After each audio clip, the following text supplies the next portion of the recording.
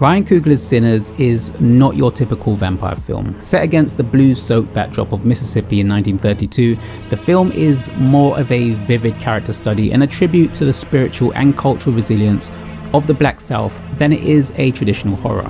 While vampires do appear, and yes, there is blood, this is a story about people first, their dreams, griefs, and the music that binds them to something older and deeper than themselves. It's the waning days of Prohibition when the infamous twin brothers Smoke and Stack, played really well by Michael B. Jordan, returned to open a juke joint for the people of their hometown. Music is an important part of the DNA of this film, pulsing in every frame.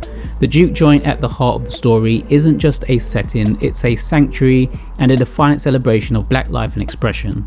The score is masterfully done with blues and blends with hints of hip-hop, funk and West African percussion. There is one scene in particular that made me put down the popcorn and just take in everything that was going on. There are definitely some powerful scenes in here. Images of Ernie Barnes' The Sugar Shack definitely come to mind. Michael B. Jordan is electric in a dual role as twin brothers Smoke and Stack. Stack is all swagger and playful charm, while Smoke smolders with introspective pain, carrying the weight of a lost child and a strange relationship with his hoodoo practitioner partner Annie, played by Wunmi Mosaku.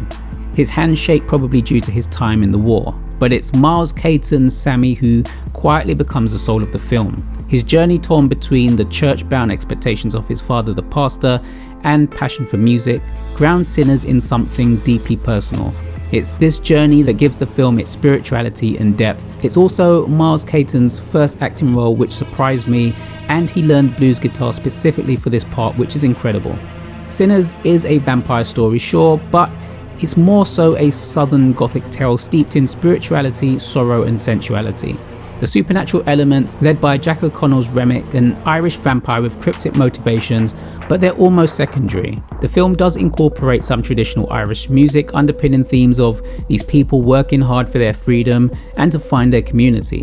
For the majority of the runtime, the film stays rooted in the lives of its characters, building out a community so textured and lived in that the eventual bloodshed feels almost like a disruption to the film's own rhythm.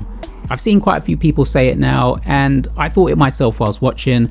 There's a from dusk till dawn quality to the structure, gritty drama with horror elements creeping in through the edges, but Coogler is after something richer than just drinking blood and stakes to the heart. His focus is on the moments of joy and connection, particularly between the film's entangled lovers.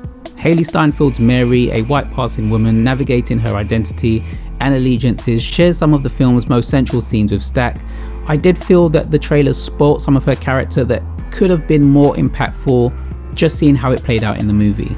It's again one of those times where less is more when it comes to the trailers. Delroy Lindo also stands out as Delta Slim, a broken down bluesman who still carries the magic of music with him. His scenes with Sammy offer quiet wisdom and humour, a necessary counterbalance to the film's mounting tension. He was without a doubt one of my favourite characters of the film. The supporting cast, including the Chinese shopkeepers Grace and Bo Chow, adds unexpected layers of community, and it's also interesting to see how they live between both the black and white communities, despite being a brief moment in the film. Coogler is clearly invested in honouring the diversity of the southern identities, and these details deepen the film. The horror elements, while well done and captivating in parts, feel somewhat undeveloped for me. The vampire lore is intriguing, but it's not given enough space to fully become its own thing in the overall story. I also found that the focus often shifted in moments where it should have stayed, and certain losses come and go without the weight they deserve.